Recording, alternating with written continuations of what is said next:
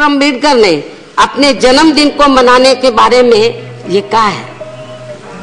अपने जन्मदिन को मनाने के बारे में ये कहा है कि मेरा जन्मदिन मेरे अनुयायी तथा केंद्र व राज्यों की सरकारें मनाए या ना मनाए, इसकी मुझे कोई खास चिंता नहीं है। लेकिन मुझे खास चिंता इस बात की है कि मेरे अनुयायी मेरे बताए हुए रास्तों पर चल रहे हैं या नहीं। इसके साथ ही भारतीय संविधान में देश व जनहित में और खासकर समाज के कमजोर तबकों के हितों में जो अनेकों नियमों, कानूनों व प्रावधानों की व्यवस्था की गई है, उनके हिसाब से केंद्र व राज्यों की सरकारें बराबर काम कर रही हैं या नहीं कर रही हैं, चिंता मुझे इस खास बात की है। ये बाबा साहब डॉक्टर अम्बेडकर का तो अपने जन्मदिन को मनाने के बारे में, खास तौर से जो उनके अनुयायी जन्मदिन मनाते थे केंद्र व राज्यों की सरकारें, तो उन्होंने जन्मदिन मनाने के संबंध में उनका ये कहना था। इसलिए इनकी इन बातों को गंभीरता से लेते हुए मेरा केंद्र की वर्तमान सरकार से और खासकर सरकार के मुखिया प्रधानमंत्री श्री नरेंद्र मोदी से ये कहना है कि उन्होंने दिनांक 27 नवंबर को लोकसभा में बोलते हुए बाबा साहब डॉक्टर अम्बेडकर की 125वीं जयंती को मनाने के बारे में अनेकों अपने सुझाव दिए हैं। उन्होंने बहुत कुछ प्रोग्राम का जिक्र किया है लोकसभा में कि हमें जब बाबा साहब की 125वीं वर्षगांठ है तो हमें ये प्रोग्राम करने चाहिए। बहुत कुछ उन्होंने गिनाए हैं कि हमें उनके आदर सम्मान में ये प्रोग्राम करने चाहिए, वो सुझाव भी दिए हैं इसको लेकर। इसके साथ ही भारतीय संविधान के निर्माण में बाबा साहब के योगदान के बारे में तथा संविधान के प्रति प्रतिबद्धता को भी लेकर उन्होंने काफी कुछ कहा है। लेकिन इसके साथ साथ इनको इस बात को भी जरूर ध्यान में रखकर चलना चाहिए कि इनकी जयंती के मौके पर हर वर्ष अधिकांश ये सब चर्चा की जाती रही है, जो कुछ उन्होंने 27 नवंबर को लोकसभा में कहा है। इसलिए इनके द्वारा कही गई बातें इनके अनुयायियों के लिए ये कोई नई बातें नहीं है, बल्कि देश के वर्तमान हालातों में इनको सही मायने में ये सब समझाने की जरूरत बीजेपी एंड कंपनी के लोगों को है, जो संविधान की मंशा के अनुरूप केंद्र व राज्यों की सरकारों को कार्य भी नहीं करने देते हैं। लेकिन फिर भी हमें ये अच्छा लगता यदि प्रधानमंत्री बाबा साहब की 125वीं जयंती के मौके पर भारतीय संविधान के प्रति अपनी सच्ची प्रतिबद्धता दिखाते हुए उस दिन खासकर समाज के गरीब व कमजोर तबकों के हितों में कुछ ठोस कार्य करने का ऐलान करते हुए ये कहते 27 नवंबर को खासकर समाज के गरीब व कमजोर तबकों के हितों में कुछ ठोस कार्य करने का ऐलान करते हुए कहते कि देश में दलित एवं कमजोर तबकों को प्राइवेट सेक्टर व अन्य जिन भी क्षेत्रों में इन्हें अभी तक भी आरक्षण की सुविधा उपलब्ध नहीं हुई है, तो उसे वर्तमान केंद्र की सरकार ने इनकी 125वीं जयंती के मौके पर अब इसे देने का फैसला लिया है। इसका माननीय प्रधानमंत्री जी ऐलान करते तो ज्यादा अच्छा होता। पदोन्नति में आरक्षण का लटका पड़ा हुआ संवैधानिक संशोधन विधेयक भी पास करने के बारे में भी इसका ऐलान करते और फिर इनके इस समूचे आरक्षण को संविधान की 9वीं अनुसूची में डालने का भी ऐलान करते 27 नवंबर को। फिर इनके इस समूचे आरक्षण को संविधान की 9वीं अनुसूची में डालने का भी ऐलान करते तो ज्यादा अच्छा होता। इसके साथ ही इनकी सामाजिक व आर्थिक स्थिति में सुधार लाने के लिए कुछ नए और ठोस फैसले लेने का ऐलान करते। इसके साथ ही SC, ST व OBC वर्गों के जो लोग हिंदू धर्म में अपनी उपेक्षा होने की वजह से धर्म परिवर्तन कर गए हैं, अर्थात मुस्लिम, सिख, ईसाई आदि बन गए हैं, लेकिन वहां भी उनकी बड़े पैमाने पर उपेक्षा हो रही है। उनकी उपेक्षा को देखकर अब ये लोग भी बरसों से ये धर्म तो परिवर्तन कर लिया, लेकिन वहां पर उनकी जो आर्थिक स्थिति है उसमें कोई खास सुधार नहीं आया। तो जो उनकी बरसों से ये मांग चली आ रही है कि जो धर्म परिवर्तन करके चले गए, जो पहले SC ST OBC में थे, तो इनको भी आरक्षण की सुविधा SC ST OBC के लोगों को की तरह मिलनी चाहिए। ऐसे दुखी व उपेक्षित लोगों को संविधान में अच्छा होता कि 27 नवंबर को माननीय प्रधानमंत्री जी ऐसे दुखी व उपेक्षित लोगों को संविधान में संशोधन के जरिए आर्थिक आधार पर इन्हें भी आरक्षण देने का ऐलान करते। इसके अलावा उत्तर प्रदेश के OBC की 17 जातियों ने और देश के अन्य राज्यों से भी OBC की जिन जातियों ने SC ST की सूची में शामिल किए जाने के लिए वर्षों से भारत सरकार के पास अपना प्रतिवेदन भेजा हुआ है, तो इसके लिए संविधान में संशोधन के जरिए SC ST का कोटा बढ़ाने की शर्त के साथ इन्हें इनकी सूची में शामिल किए जाने का ऐलान करते। इनके साथ साथ संविधान में संशोधन के जरिए अपर कास्ट समाज में से गरीब लोगों को भी आर्थिक आधार पर अलग से आरक्षण दिए जाने का ऐलान करते, तो ये ज्यादा अच्छा होता। लेकिन ऐसा 27 नवंबर को माननीय प्रधानमंत्री जी के द्वारा कुछ भी ऐलान नहीं किया गया। और इतना ही नहीं, बल्कि यहाँ मैं ये भी कहना चाहती हूँ कि यदि अगले वर्ष अपने राजनीतिक स्वार्थ में भारतीय संविधान दिवस पर इनमें से कुछ का ये सरकार ऐलान भी कर देती है, तो भी ये सरकार उन्हें आसानी से लागू करने वाली नहीं है। यदि हम इनके पिछले इतिहास को उठाकर देखें कार्यशैली के मामले में, तो हमें ये नहीं लगता है कि इसमें ये कुछ करने वाले हैं। अर्थात उन्हें वर्षों तक किसी न किसी कारण जरूर लटका कर रखेंगे। इसलिए बाबा साहब ने खासकर केंद्र व राज्यों की सरकारों द्वारा अपनी जयंती को मनाने को लेकर जो कुछ भी चिंता जाहिर की है, तो उसमें हमें काफी कुछ सच्चाई व दम भी नजर आता है, जो हमें इस समय प्रैक्टिकल में देखने के लिए मिल रहा है। इसके साथ ही बाबा साहब ने ऐसा इसलिए कहा था क्योंकि उनके जीते जी भारतीय संविधान के तहत खासकर कमजोर तबकों के हितों में बनाए गए नियमों, कानूनों व प्रावधानों का पूरा लाभ इन्हें नहीं मिल पा रहा था, जिसकी वजह से ही फिर बाबा साहब ने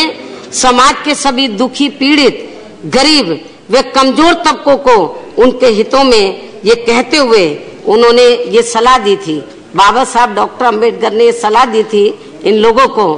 कि मैंने रात दिन मेहनत करके तो भारतीय संविधान में तो आपको जिंदगी के हर पहलू में आगे बढ़ने के लिए, अपने पैरों पर खड़ा होने के लिए मैंने कानूनी अधिकार तो दिला दिए हैं, लेकिन अब इसका लाभ आपको मिल पाएगा या नहीं मिल पाएगा, तो इसके बारे में मुझे शक है। बाबा साहब डॉक्टर अंबेडकर के जीते जी ही उन्होंने ये महसूस किया कि भारतीय संविधान में जो वीकर सेक्शन के हित में जो कानून बनाए गए थे, तो उनके जीते जी ही उनका लाभ उनको पूरा नहीं मिल पा रहा था। तो बाबा साहब डॉक्टर अंबेडकर ने फिर दुखी होकर तो अपने लोगों को यह सलाह दी थी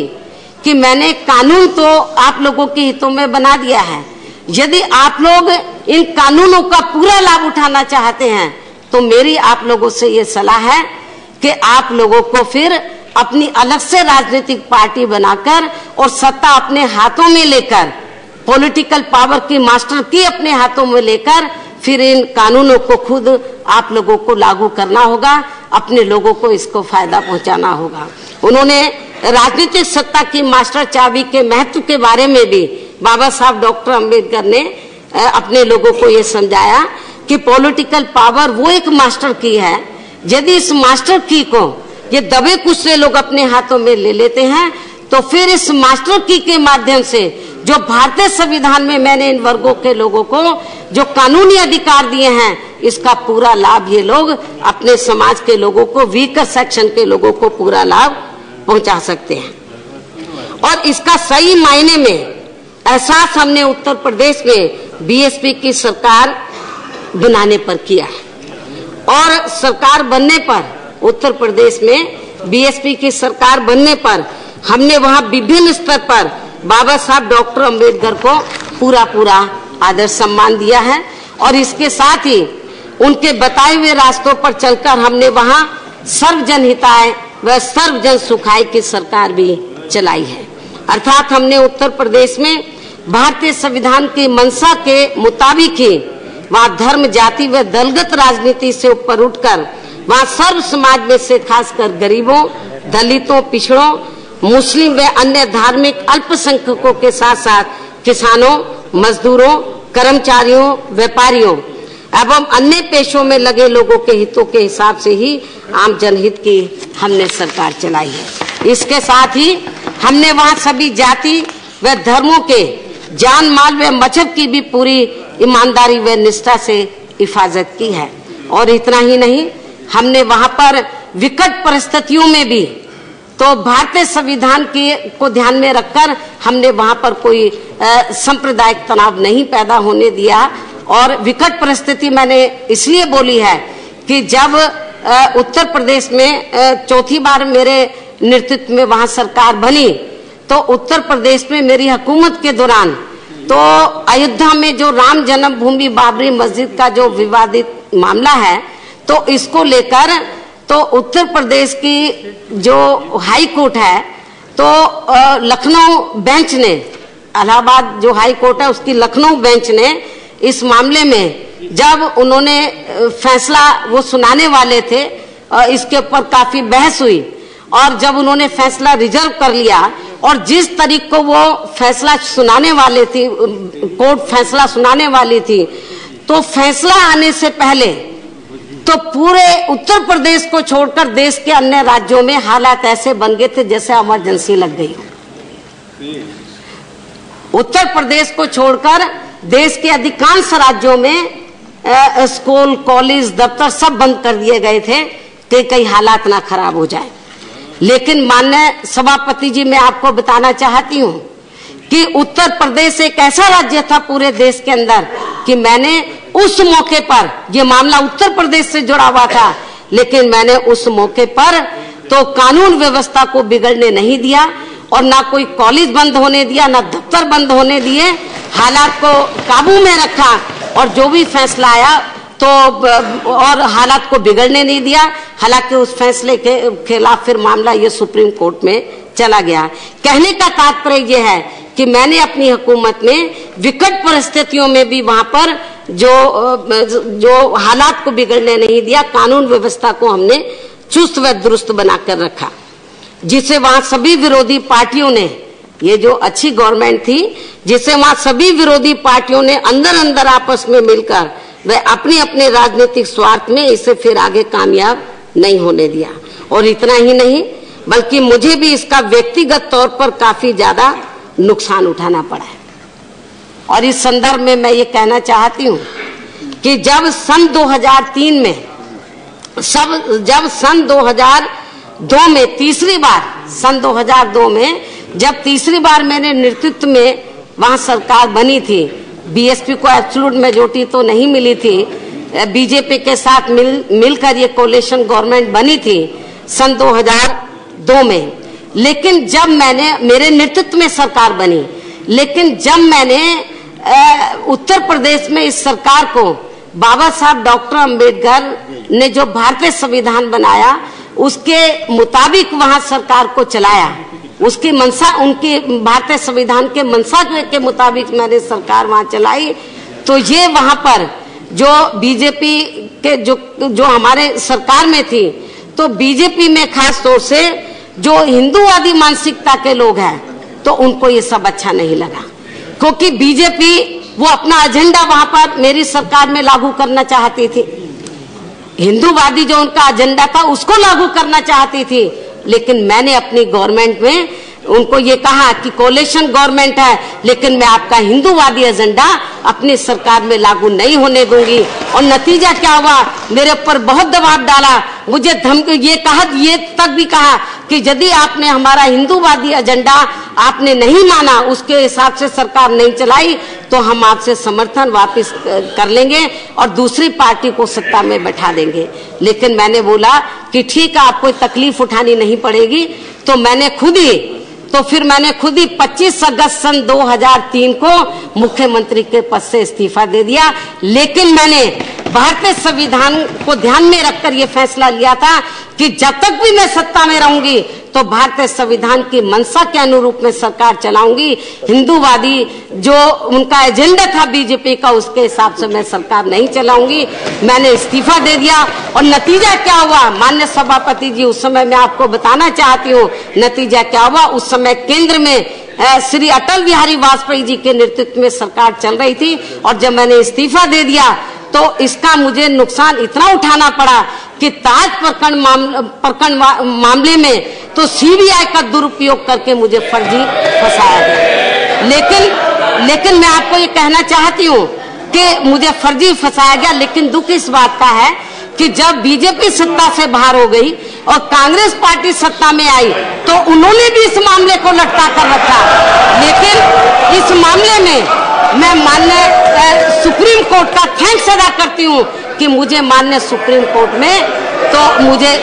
इस मामले में न्याय मिला। माननीय सुप्रीम कोर्ट में इस मामले में मुझे न्याय मिला। और इतना ही नहीं, मैं उत्तर प्रदेश की जनता का भी आभार प्रकट करती हूँ कि उत्तर प्रदेश की जनता को ये सब अच्छा नहीं लगा। और जब सन 2007 में उत्तर प्रदेश में विधानसभा के आम चुनाव हुए तो उत्तर प्रदेश की जनता ने मुझे एब्सोल्यूट मेजॉरिटी के आधार पर वहां सत्ता में बैठाया। और इतना ही नहीं, जब अब केंद्र में फिर से बीजेपी के नेतृत्व में सरकार बनी है और जब उत्तर प्रदेश में चुनाव होने के लिए लगभग मुश्किल से 1-1.25 साल का समय रह गया है उत्तर प्रदेश में, तो उनको लगा कि बीएसपी मजबूत हो रही है, केंद्र में बीजेपी के नेतृत्व में सरकार चल रही है। तो फिर भारतीय जनता पार्टी ने मेरे सत्ता से हटने के बाद 4 साल तक एनआरएचएम मामले में मेरे खिलाफ इनको कोई सबूत नहीं मिले। लेकिन जब चुनाव के लिए समय लगभग 1-1.25 साल का रह गया उत्तर प्रदेश में और उनको लगा कि बीएसपी मजबूत हो रही है, तो फिर केंद्र की सरकार ने फिर दोबारा से वही गलती की कि जो इन्होंने ताज प्रकरण वाले मामले में की थी, तो फिर एनआरएचएम मामले में तो केंद्र की सरकार ने सीबीआई का दुरुपयोग करके तो मुझे इसमें फर्जी फंसाया जा रहा है। लेकिन मैं केंद्र की सरकार को ये कहना चाहती हूँ कि इस बार भी आपका वही हाल होने वाला है जो सन 2007 में हुआ था। आप लोगों ने सीबीआई का दुरुपयोग किया और मेरा कसूर केवल इतना ही था क्योंकि मैं बाबा साहब डॉक्टर अंबेडकर के मूवमेंट के मुताबिक तो मैं गवर्नमेंट चला रही थी जिसको बीजेपी के लोग पसंद नहीं कर रहे थे। तो इसलिए कहने का तात्पर्य यह है कि बाबा साहब डॉक्टर अंबेडकर की मूवमेंट को आगे बढ़ाने के लिए तो मुझे भी इसका काफी नुकसान उठाना पड़ा है। लेकिन इन सब अड़चनों, हथकंडों व षड्यंत्रों के बावजूद भी मैं बाबा साहब डॉक्टर अंबेडकर की मूवमेंट व उनकी संवैधानिक सोच को पूरे जी जान से आगे बढ़ाती रहूंगी, ऐसा मेरा विरोधियों को चैलेंज है। जबकि भारतीय संविधान की मंशा के मुताबिक सरकार चलाने के मामले में उत्तर प्रदेश में रही बीएसपी की सरकार को छोड़कर केंद्र व देश के अधिकांश राज्यों की सरकारों की कार्य प्रणाली की अभी तक सच्चाई ये रही है कि इन्होंने भारतीय संविधान की मंशा को खासकर दलितों, पिछड़ों व अन्य कमजोर तबकों के मामले में अभी तक भी 30% भी पूरा नहीं किया। इसलिए बाबा साहब ने संविधान के संबंध में ये ठीक ही कहा था, जिसका एग्जाम्पल सत्ता और विपक्ष की तरफ दोनों तरफ से दिया गया है कि इसलिए बाबा साहब ने संविधान के संबंध में ये ठीक ही कहा था, किसी भी देश का संविधान कितना भी बढ़िया क्यों ना हो, यदि उसे लागू करने वाले शासनकर्ताओं की नीयत साफ नहीं है तो फिर वह बढ़िया संविधान भी जरूर फेल हो जाएगा, अर्थात कामयाब नहीं हो सकेगा। और ये सब अब हमें खासकर इन वर्गों के मामले में यह अपने देश में देखने के लिए मिल रहा है। जबकि बाबा साहब ने अपने देश का संविधान हर मामले में काफी बेहतरीन संविधान बनाया है। लेकिन इसे लागू करने वालों की नीयत साफ ना होने की वजह से खासकर यहाँ दलितों, आदिवासियों व अन्य पिछड़े वर्गों की सामाजिक व आर्थिक स्थिति में अभी तक भी कोई खास सुधार नहीं आया है, बदलाव नहीं आया है। और जिसकी मुख्य वजह ये रही है कि इन तीनों वर्गों के लोग अर्थात दलित, आदिवासी व अन्य पिछड़े वर्गों के लोग हिंदू धर्म में पहले वर्ण व्यवस्था के मुताबिक चौथे वर्ण में आते थे, जिनको इस व्यवस्था में सभी अधिकारों से वंचित रखा गया था। अर्थात इन्हें ऊपर के 3 उच्च वर्णों के लोगों ने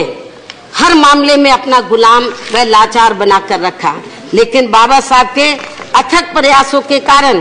फिर भारतीय संविधान में इस गैर बराबरी वाली सामाजिक व्यवस्था को दरकिनार कर दिया गया। किंतु इस संविधान के लागू होने के बाद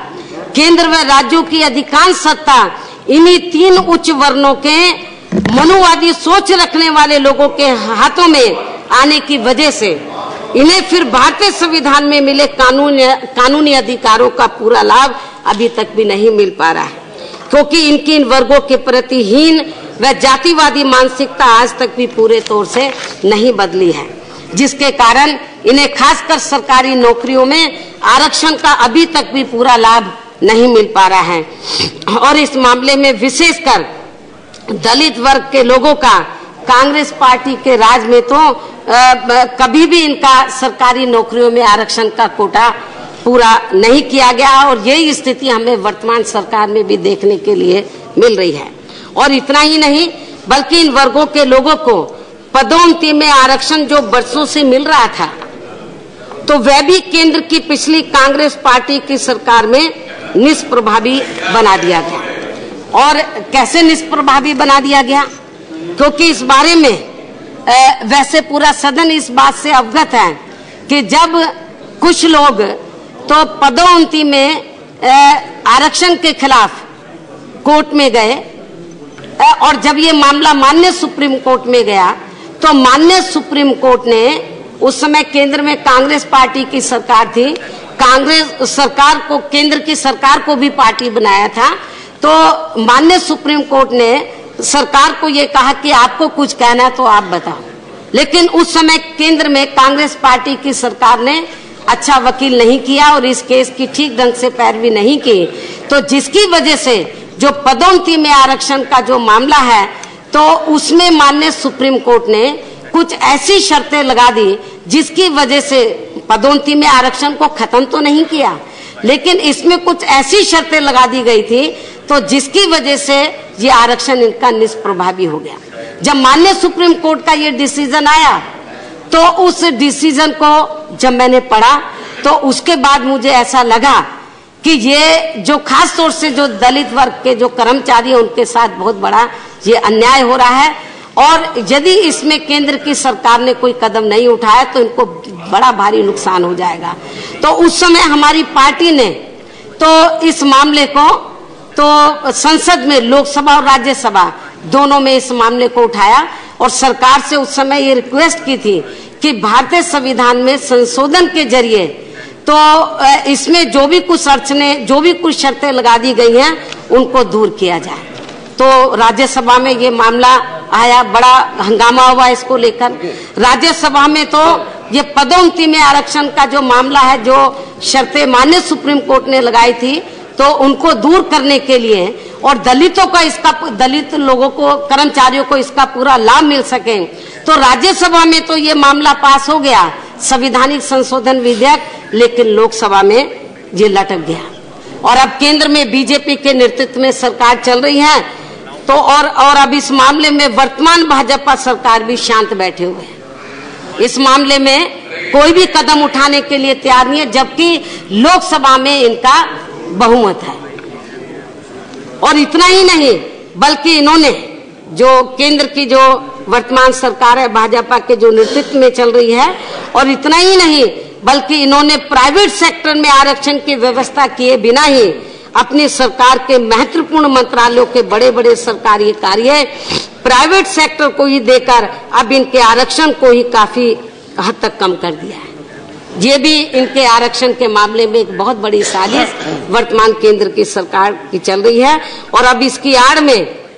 ये लोग बड़े बड़े पूंजीपतियों व धन्ना सेठों को बड़े पैमाने पर फायदा पहुंचा रहे हैं, जिनकी आर्थिक मदद से ये पार्टी केंद्र व राज्यों की सत्ता पर आसीन होती है। इसके साथ ही इनके एजेंडे को निर्धारित करने वाली इनकी एक संस्था के मुखिया ने अभी कुछ दिन पहले इन वर्गों के आरक्षण को लेकर यहाँ तक कह दिया कि आरक्षण की समीक्षा करने की जरूरत है और जो ये समीक्षा है तो वो गैर राजनीतिक संगठन के द्वारा की जानी चाहिए, यहाँ तक कह दिया। लेकिन इसका जबरदस्त विरोध होने की वजह से फिर इनको ये फैसला